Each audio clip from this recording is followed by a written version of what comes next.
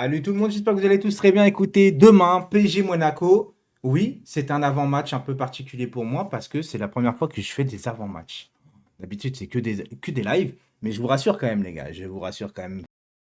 Il y aura bien un live. Il y aura bien un live, on est là. On est là ensemble. On sera là ce soir sur Twitch à partir de 20 h. Donc, tous ceux qui n'ont pas Twitch, bah, qui veulent pas, donc tant pis, hein, les gars, il n'y a pas de souci. Mais ceux qui veulent, on se donne rendez-vous ce soir à 20 h pour l'avant-match, avec bien évidemment votre compo. On parlera des forces et faiblesses, votre prono, Galtier et Radio Libre, où vous pourrez participer tout simplement.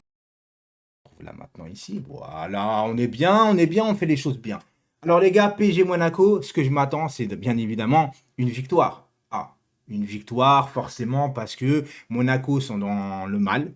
Je vais vous le dire, ils ont fait 3 matchs, une victoire, une défaite, un match nul. Comme ça, on va dire que les gars, pas de jaloux. Monaco sont 12e du championnat.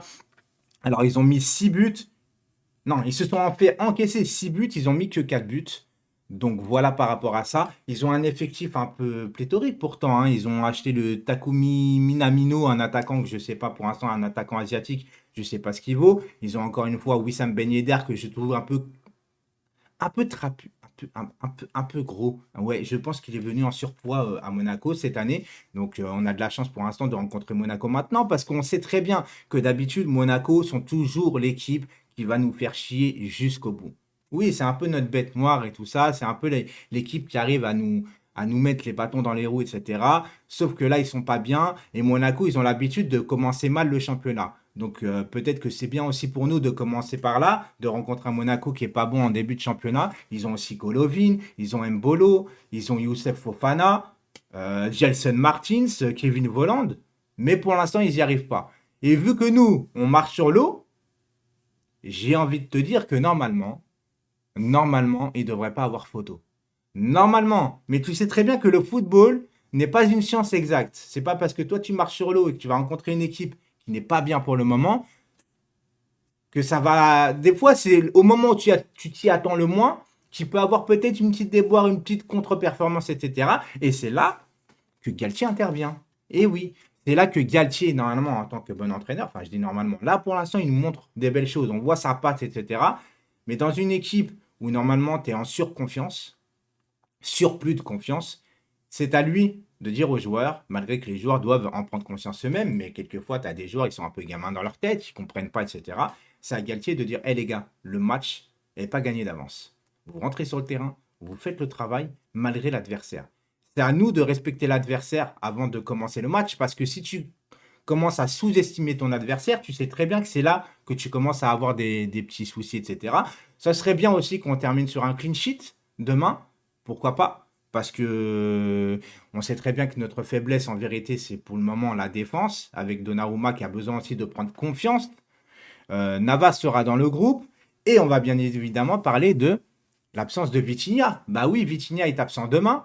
Donc forcément, c'est une paire qui marchait beaucoup avec Marco Verratti.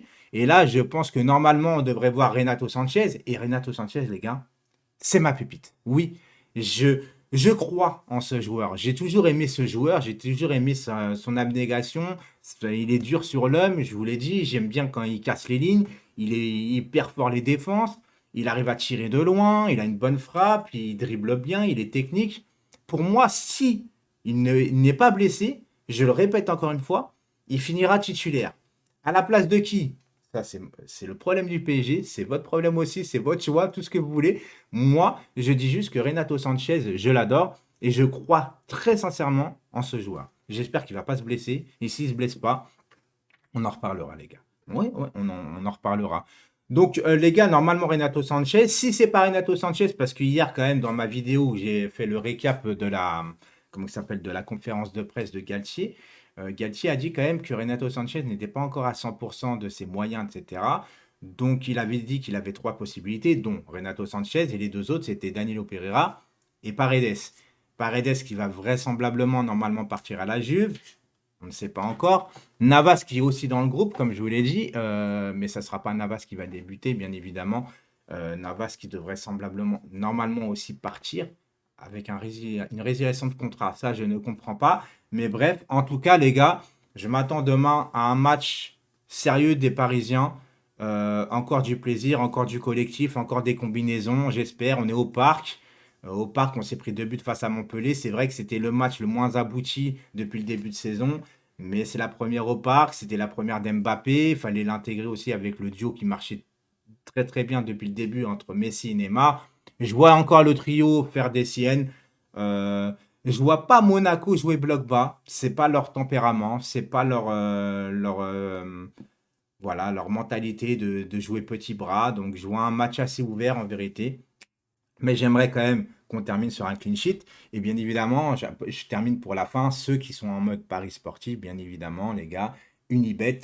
J'ai fait une petite cote pour vous avec buteur Mbappé. Écart entre les deux équipes, le PSG qui gagne avec 2 buts ou plus. Et que but pour les deux équipes, non. Donc il faut vraiment qu'on termine pour un clean sheet. La cote est à 3,53.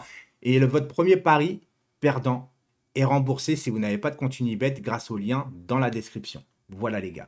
Je vous dis à demain pour le débrief, à ce soir pour le live sur Twitch à 20 h et je vous dis à très très vite pour de nouvelles vidéos.